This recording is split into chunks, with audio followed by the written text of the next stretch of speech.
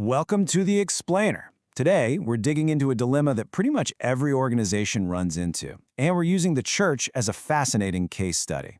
The question is this: should you focus on drawing the biggest crowd you possibly can, or should you be building the most deeply committed team? It really is a classic battle between going wide and going deep. So let's just jump right in with a question that every single organization, whether it's a tiny startup or a huge global charity, has to answer. How are you actually measuring success? Because how you answer that, well, that changes everything that comes next. It's the central conflict we're exploring today. And this is where you hit that strategic fork in the road. One path leads you to the stadium. It's all about mass appeal, filling seats, and getting the biggest reach possible. But the other path, that leads to a small, dedicated training camp focused on deep investment in a core group of people. It's the ultimate choice. Are you playing for quantity or are you playing for quality? Okay, let's take a look at the first path, which is probably the one you're most familiar with. The source material we're looking at calls this the attractional model, and its entire design, its whole architecture, is built to pull people in. The strategy here is all about one thing: inflow. Think of it like a giant funnel. The goal is to get as many people as you can into the top of that funnel, and then do whatever it takes to keep them from leaving. The logic is pretty simple, right? More people means more stability, which means more growth. And how do you pull this off? Well, honestly, it looks a whole lot like a modern business. You're pouring resources into creating this really polished professional experience. We're talking high production events, slick marketing campaigns, and of course, a beautiful, impressive facility. It's all designed to be compelling and, well, attractive. All right, now let's flip the script and look at the total opposite approach, the discipleship model. The analysis bases this on the strategy of Jesus, who, interestingly enough, often did the exact opposite of the attractional model. He'd literally walk away from huge crowds to pour all his energy into a tiny core group. And this is where things get really different. We're not talking about simple addition, where you just add one person at a time. No, the goal here is exponential multiplication. The idea is to train a few people so well that they can go out and train others, who then go out and train even more people. So the playbook for this, it's completely different. You can just, throw out the marketing budgets and the big event plans. The main investment here is time and personal energy. It's all focused on building these incredibly deep relationships and equipping people for a very specific mission. Okay, to really get why these two models are in tension, you've got to understand the three different kinds of people they tend to create. The analysis breaks this down, and the differences are pretty striking. So first up, you have the crowd. The source material calls this group, get this, a false popularity.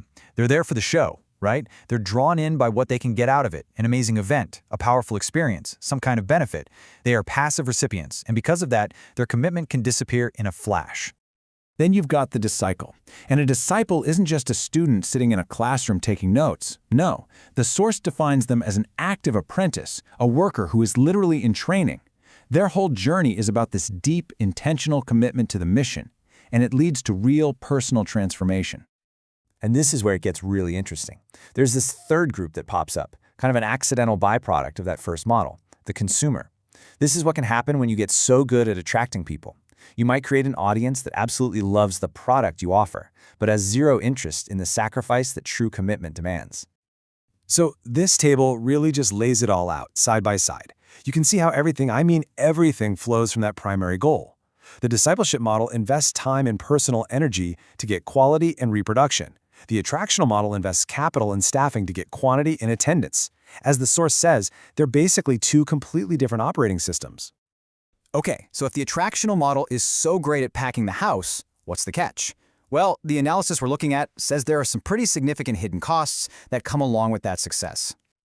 And that leads to what the source calls the paradox of consumption. It's a tricky one. Basically, by making the experience so good, so comfortable, and so attractive, you actually make it harder to ask for real sacrifice. The very thing that draws people in can become the biggest barrier to taking them any deeper. And then there's the money. The financial side of this is, well, it's huge. This model is incredibly capital intensive. Just look at this budget breakdown. You've got maybe 55% going to staffing, another 25% to the building. That's 80% of your entire budget that's just being spent on internal maintenance, just keeping the machine running. And to really wrap your head around that, the analysis points out that just one 5,000 square foot building, that can run you over $2.5 million. That is a staggering amount of capital that's just locked into bricks and mortar, resources that aren't being used to actually mobilize people. This focus on a few key people also creates a massive weak spot. Instead of a strong, spread-out network, you've got everything resting on the shoulders of just a handful of experts who have to keep the show going. If one of those key leaders leaves, the whole structure is at risk.